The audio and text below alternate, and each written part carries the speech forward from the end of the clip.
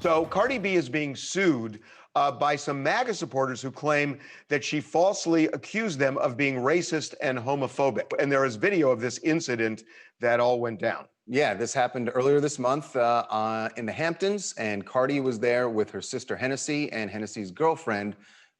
And you're going to roll the video for you here. You're going to be hearing Hennessy in this confrontation with the three people who are suing her and Cardi, as well as her girlfriend Michelle. So here's the confrontation. You're listening to Hennessy, and we will explain the lawsuit right after you see this. Move your vehicle out of here. Move my face.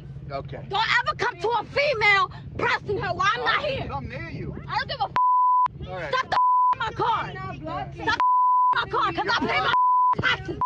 Back the Get away from me. Get the in my face. You in my vehicle. Shut the Shut up. All right. Thank got you. one? Very nice. Bitch, I got a strap. Right. Yes, I got a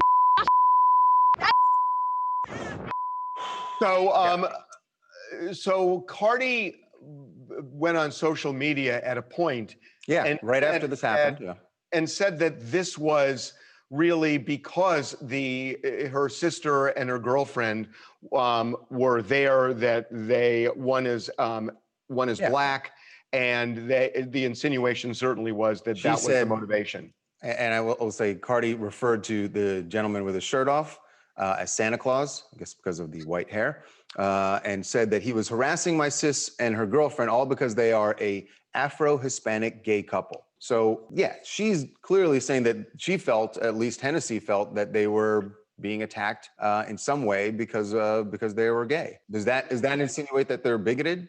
I think so. Yeah, I mean, the lawsuit seems to suggest that by virtue of Cardi and Hennessy's comments that they were insinuating they were bigots. They're saying they're not bigots.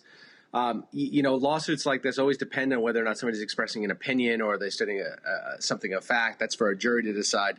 But ultimately, I think it's pretty thin to have a defamation suit about when one party's sort of describing a video. Now, if they're saying that the video, you know, is false or has been edited in a way to make them look bad, that's something. But I don't really see a defamation case here. Yeah, I mean, I think what they're saying is that she is accusing them. It's not that she recorded this or was involved in it, is that when she put it on social media, she was saying they were homophobic and racist. And I think that's their claim, that the label subjects them to scorn and ridicule. I think in the lawsuit, they are the three people who are suing, they are saying that they feel that Hennessy and Cardi and Michelle all jumped to the conclusion that they were racist or bigoted because of the Make America Great, because of the MAGA hat.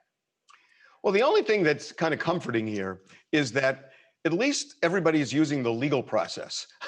Because we have been, you know what? Nobody put hands on anybody there. Hold on. Cardi did inform her that she had a strap. That was Hennessy who said that. Yeah. Oh, Hennessy said that. So yeah. Let's not be too, congratulatory that they kept it civil. But nothing happened though, Jason. Yeah, physically, it was a lot of yelling back and forth. What you get, and we said, Jason, baby steps. We'll accept people yelling at each other. It's not great, but it's better than people getting physical.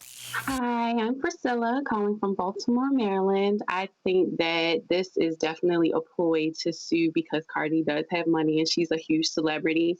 There isn't really enough evidence to prove it, but the hat for me is giving racist. So it's just a crazy situation and it's unfortunate for her.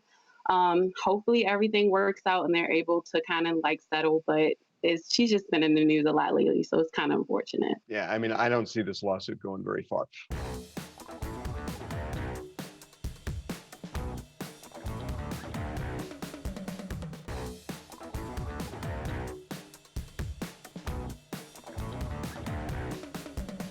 Dr. Dre, who says his estranged wife keeps writing checks, big ones, that he does not want her to cash. The latest, he says that she's taken from a business account. We told you about the more than $300,000 from their recording studio.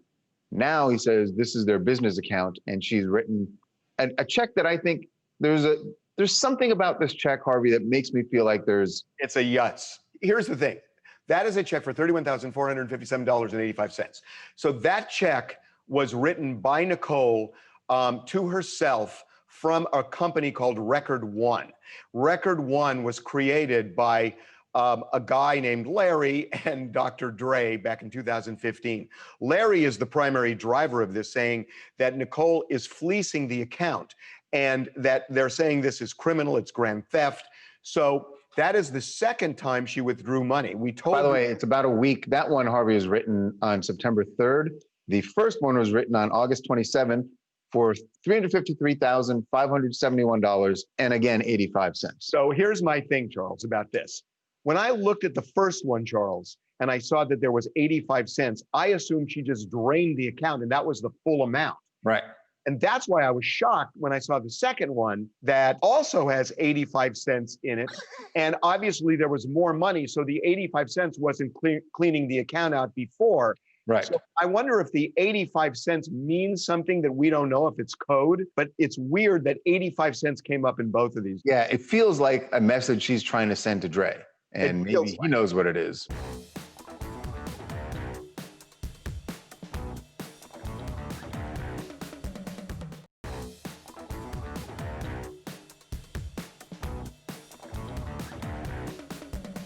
Something that is very sad for Buddy Valastro. The cake boss is in a bad way right now. We are all hoping he can recover, but his right hand, his dominant hand, was horrifically injured in a bowling accident.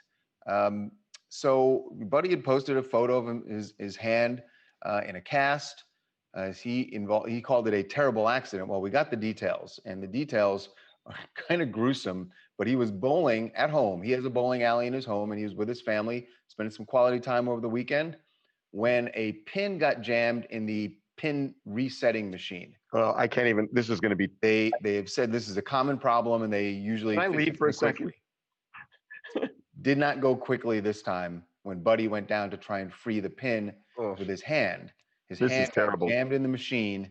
He watched as a metal rod impaled his right hand three times, and it was so bad it was stuck in his hand. They couldn't free his hand from the machine. So his two sons, he has two younger sons, went to the garage where they got a saw, so they were able to saw the rod off the machine. So meanwhile, this rod is still in his hand. He's transported to the hospital, has emergency surgery. As you can see there, he's going to be okay. Obviously, huge recovery for his right hand. And I mean, I don't bake that often, but I would imagine you would need your right hand. Well, I'm sorry. I'm not laughing at Buddy. I'm laughing at the sight, just the thought of Devin baking. This is art. I mean, what Buddy does is art. And it absolutely is.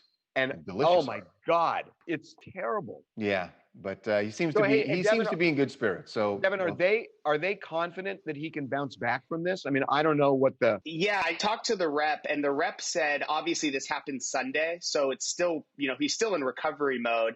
But they did use a really famous surgeon, and they think he's going to make a full recovery. But he said they're still, waiting for it to heal and then kind of know exactly what permanent damages he might have suffered from the accident. Wow. Okay. Well, we may have him on next week. I think he's a little too under the weather right now, but we'll get into it with him next week. Wow. Yeah.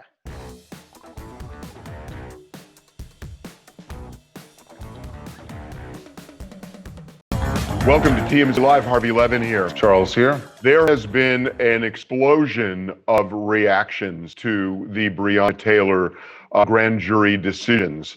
And some of the criticism is, number one, the Attorney General, Daniel Cameron, has not released the grand jury transcript, which a lot of people want to see because they want to see, did he seriously try to present a case against these officers, or did he side with them? Right. It sounds like it was the latter, Charles. Yeah, I mean, based on his own words after the grand jury's decision, that's what it sounds like. But what happens now going forward, and the person who knows what they're going to do, what Breonna's family will try to do, is Ben Crump, the famed civil rights lawyer who has really been the leader in speaking out in these cases. And Ben represents Breonna's family. He joins us right now. Ben, welcome back to TMZ Live.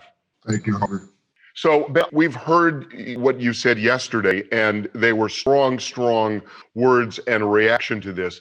I want to get into what happened, and I've been thinking about this. It seems to me, Ben, that the key to this case, did the police identify themselves before they went into Breonna's house? You have a dozen people saying no, one person saying yes, and then the cop saying yes. What I wanted to know, and the Attorney General wouldn't say, is this. Did you bring those 12 people in to tell them I was up, I didn't hear it, I was conscious, I was awake? Because, you say bring them in, you mean did they go to the grand jury? To the Right. grand jury. Because if they didn't do it, then how would the grand jury know whether this could withstand the test of beyond reasonable doubt? Harvey, that's an important question that you asked. And it's what Breonna Taylor's family and my co-counsels, Attorney Anita Baker and Sam Aguiar and I are asking. What evidence did Kentucky Attorney General Daniel Cameron present to the grand jury? Did he present any evidence on behalf of Breonna Taylor?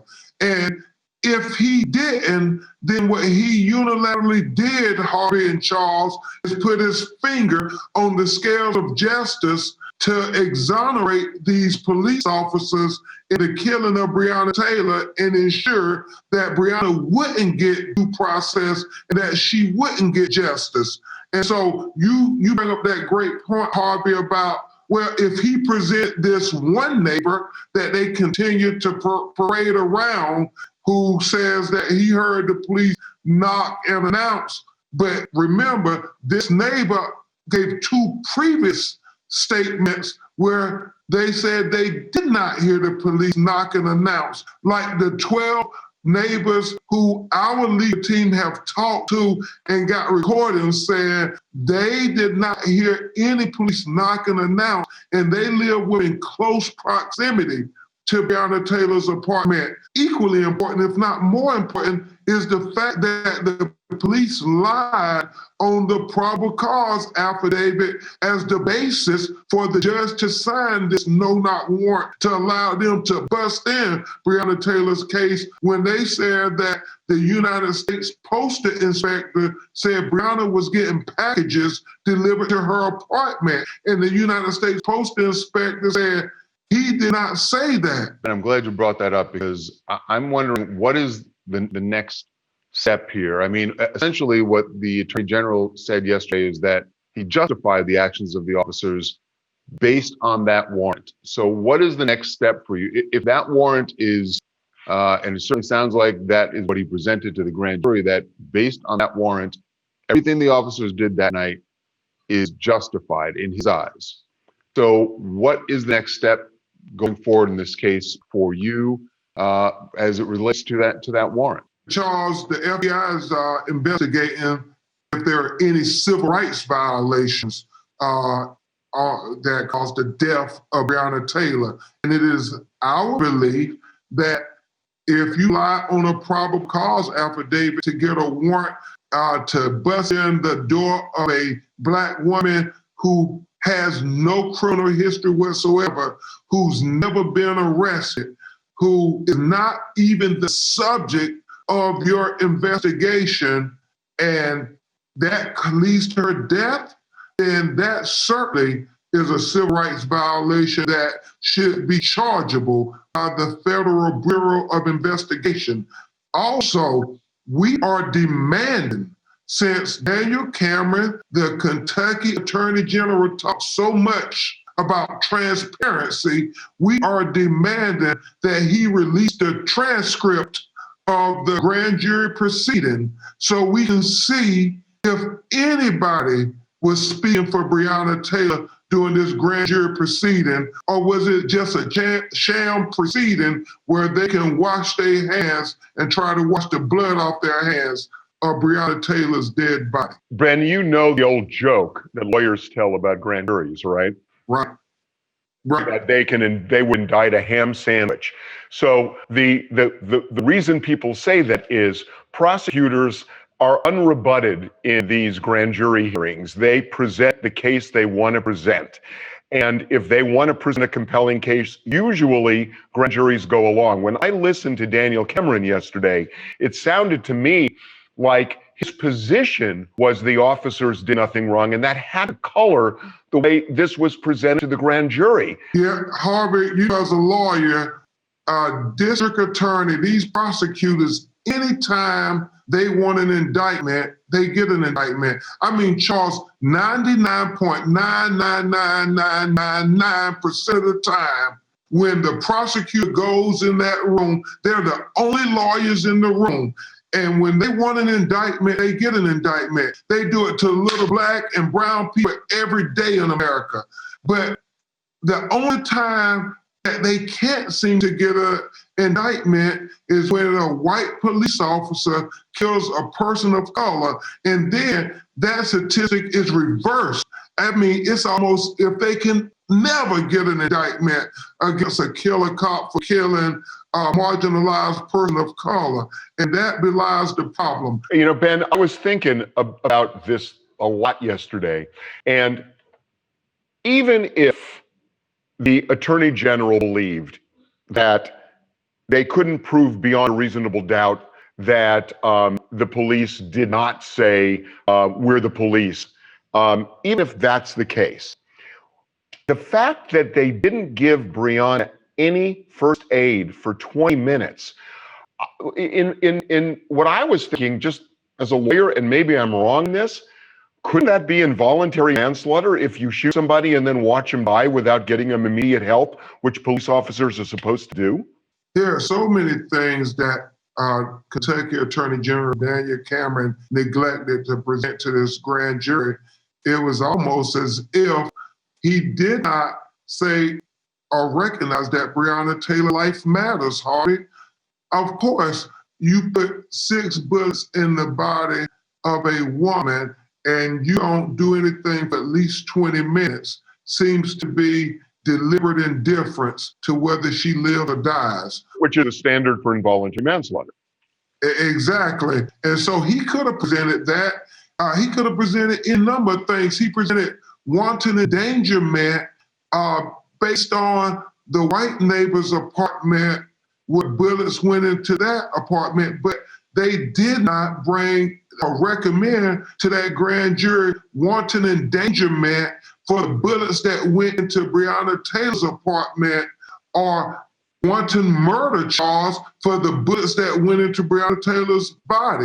They didn't recommend any of that, nor did they recommend wanton endangerment charges for the bullet that went into the apartment of the black neighbors that lived above Breonna Taylor's apartment. So it really underscores in a dramatic fashion this notion that there are 2 justice systems in America, Harvey, one for Black America and one for white America. And that's why we need that transcript to be released so we can see if there was any evidence presented on behalf of Breonna Taylor, because America has a long tradition of disrespecting Black women.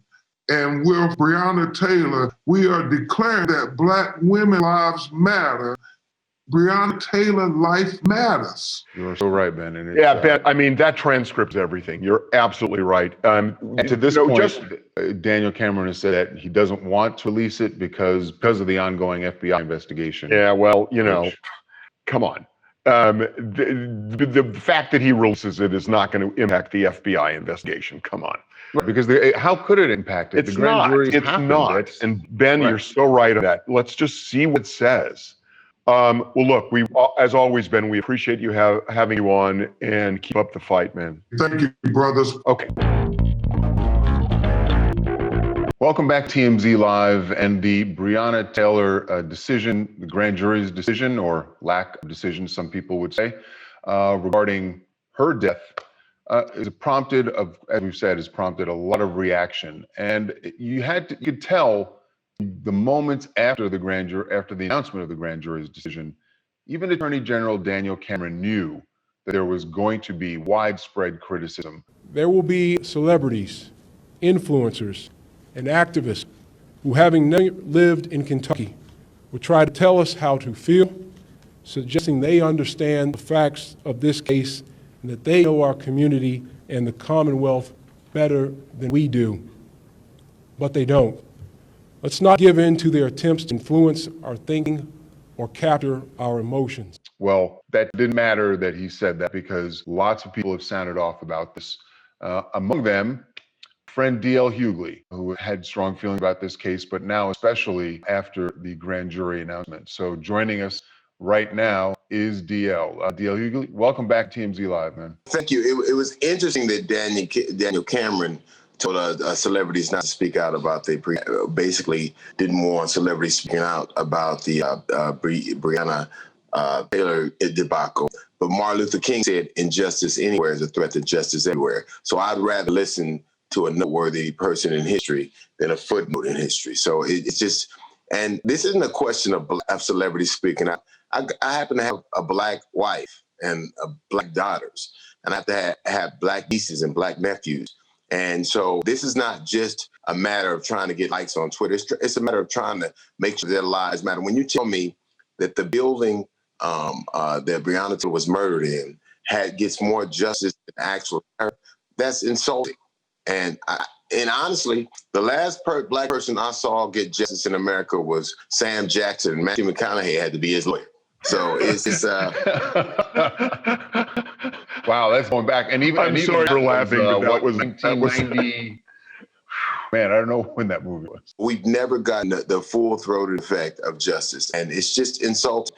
And when you have for him come out and say that this is about justice, he happens to be the first Black Attorney General of Kentucky, and you know what he wants to be? The first Black governor, or maybe the first Black senator. So all those decisions, or DL, maybe the first. Well, not the first, but maybe a Supreme Court justice. Yeah, it may be. But here's the thing that I find: conservatives tend to pick Black men and women who are unremarkable in history. I can't think of one that they've ever picked that has a statue. Or I mean, Clarence Thomas is so unremarkable on the Supreme Court. He's never, if he did take pictures with the Supreme, they would think he was photobombing him. So it's yeah. Hey, Del, I got to ask you something. Look, I mean, there was so much here that, that there's enough smoke to say that when Daniel Cameron presented this to the grand jury, it sounds like he took the side of the officers, because you can get an indictment pretty easily, on a set of facts like this, depending on how you present it. So I guess what I'm wondering, does it sting more because this is a Black attorney general who could understand the struggle, and he said himself that he connected to it, yet he did this? It's interesting because we always say all skin folk ain't kinfolk. So I don't think he can, just wearing the uniform doesn't mean that he plays the same side. And ultimately, he doesn't have to be one. This is about justice. This is about wanting the effect. You can't tell me that the first Black attorney general doesn't want to ascend up the political ladder. And you do that by giving your constituents what they want. And what they want wasn't effect. It's more insulting to tell me that this is one endangerment. You could get that from running a stoplight and accidentally killing somebody. You get that from shooting in the air. Right below wanting endangerment is hunting without a license. So clearly he knew that he had to give them something, but what he gave them was basically so benign that it was not even worth having. Hey, DL, I remember back in the late 60s, and mostly the late 60s, that the civil rights movement splintered a little bit. And there were, leaders like Martin Luther King who were pushing for equality and pushing that, everybody should be in it together. And then there were others like Stokely Carmichael who were saying, this doesn't work. It doesn't happen. We don't have any interest in being part of the white culture. And they wanted to be separate. And I remember that very vividly. I'm wondering now, if Donald Trump wins, what's going to happen to this movement? Is there still going to be this struggle to achieve equality, or is it going to be screw it? And this is so ridiculous. I think the one testament or the one legacy in America for Black people, regardless of what political aisle, side of the political aisle, religion, who you worship, what you believe, is that all of us have felt this frustration. It's interesting that Emmett Till, the jury delivered Emmett Till, the Emmett Till verdict decades ago, virtually on the same day that the grand jury decision was made for Breonna Taylor. So there's always this symbiosis. It's sad that my father's fathers has felt this sense of frustration, as do I. So no matter who is in the White House, and I pray it is not him, no matter who is in the White House, our struggle remains the same. It is to have our lives not be just, I always hear politicians say violence is not the answer, but it's so often so often starts the question.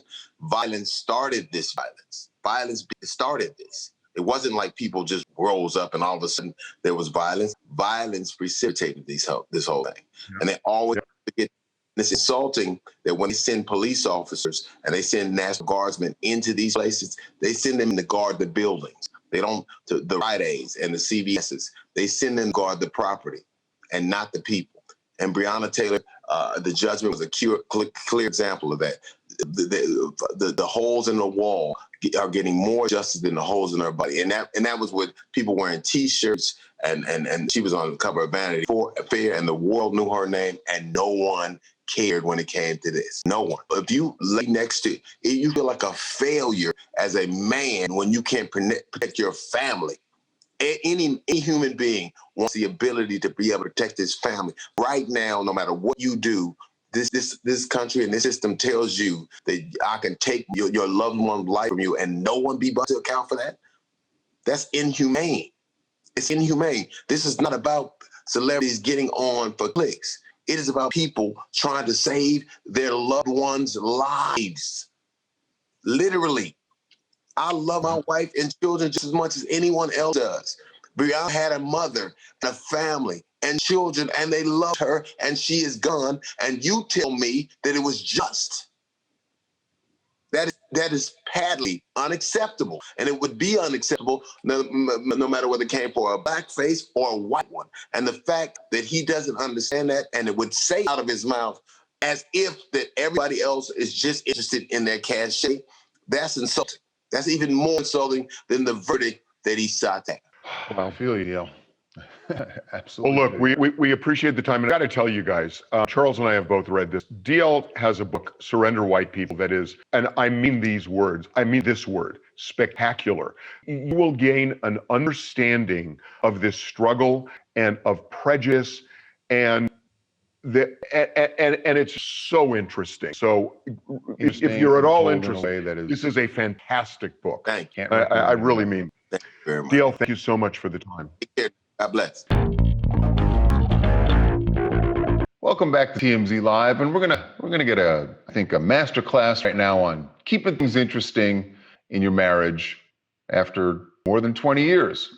Although Candace Cameron Bure's photo she posted with her husband upset some of her fans, and a lot of her critics were quick to jump on this and said, "You're a Christian. How can you do something like this?" Well, let's find out, because joining us right now to talk about that and a lot of other things that she has been working on in just the last few months is Candace herself. Candace, welcome to TMZ Live. How are you doing? Candace. Hi, guys. I'm doing well.